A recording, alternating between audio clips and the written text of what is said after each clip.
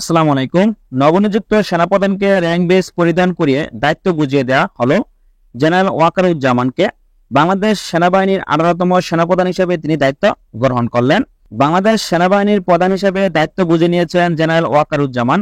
রোববার সেনা সদর দফতরে সেনাপ্রধানের কক্ষে বিদায়ী সেনাপ্রধান জেনারেল এস.এম. শফিউদ্দিন আহমেদ তার উত্তরসূরির কাছে আনুষ্ঠানিকভাবে দায়িত্ব হস্তান্তর করেন। রেওয়াজ অনুযায়ী তারা দায়িত্ব হস্তান্তর নথিতে সই করে সবুজ রঙের ফাইল বিনিময় করেন, পরে পরস্পরের সঙ্গে করমর্দন করেন।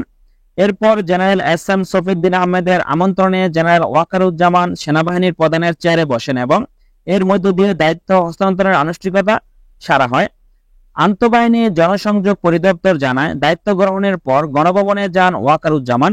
সেখানে প্রধানমন্ত্রী শেখ হাসিনার উপস্থিতিতে তাকে জেনারেলের র্যাঙ্ক বেস পরিয়ে দেন নৌবাহিনীর প্রধান অ্যাডমিরাল এম নাজমুল হাসান এবং বিমান বাহিনীর প্রধান এয়ার মার্শাল হাসান মাহমুদ খান।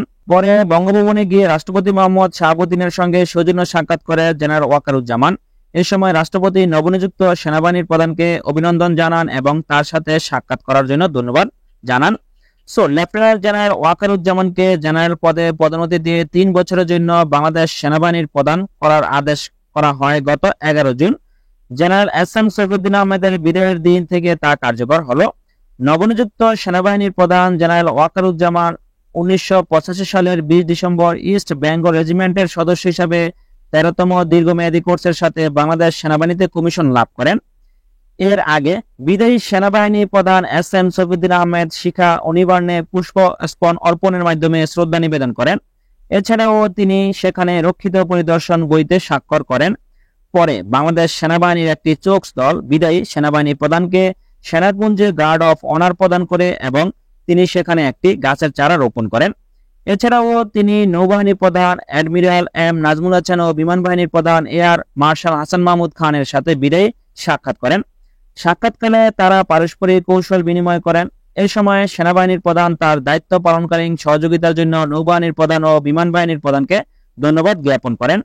নতুন সেনাপ্রধান ওয়াকারুজ্জামানের শ্বশুর মুস্তাফিজুর রহমানও একসময় সেনাবাহিনী নেতৃত্ব দিয়েছিলেন, যা 1997 সাল থেকে 2000 সালের মধ্যে বাংলাদেশ সেনাপ্রধান হিসেবে দায়িত্ব পালন করেছিলেন বীর মুক্তিযোদ্ধা মুস্তাফিজুর রহমান। শেরপুরের সন্তান ওয়াকারুজ্জামান 1985 সালের 20 ডিসেম্বর 13তম দীর্ঘমেয়াদী কোর্সের মাধ্যমে বাংলাদেশ সেনাবাহিনীর পদাধিক করে কমিশন পান। দীর্ঘ 39 বছরের সামরিক জীবনে তিনি একটি পদাতিক ব্যাটালিয়ন, একটি পদাতিক ব্রিগেড এবং পদাতিক ডিভিশনের নেতৃত্ব দিয়েছেন। School of infantry and tactics এবং সেনা সদর দপ্তরে বিভিন্ন পদে দায়িত্ব পালন করেছেন।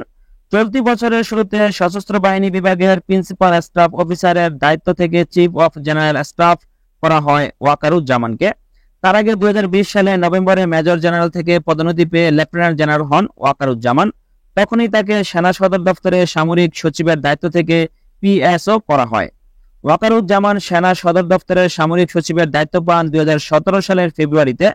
তার আগে তিনি নবম পদাতিক ডিভিশনের নেতৃত্ব ছিলেন। প্রধানমন্ত্রীর কার্যালয়ে প্রিন্সিপাল স্টাফ অফিসারও ছিলেন এক সময়।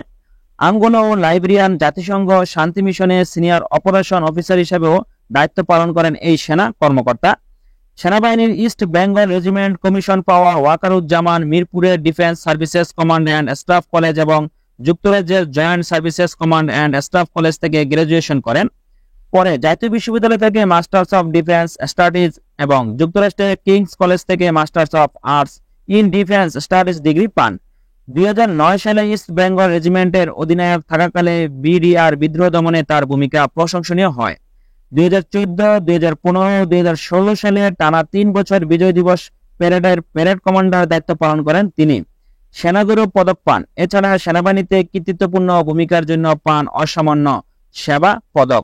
ওয়াকারুজ্জামান এবং তার স্ত্রী বেগম শাহনাজ অমলিকা 2 মেয়ের বাবা মা।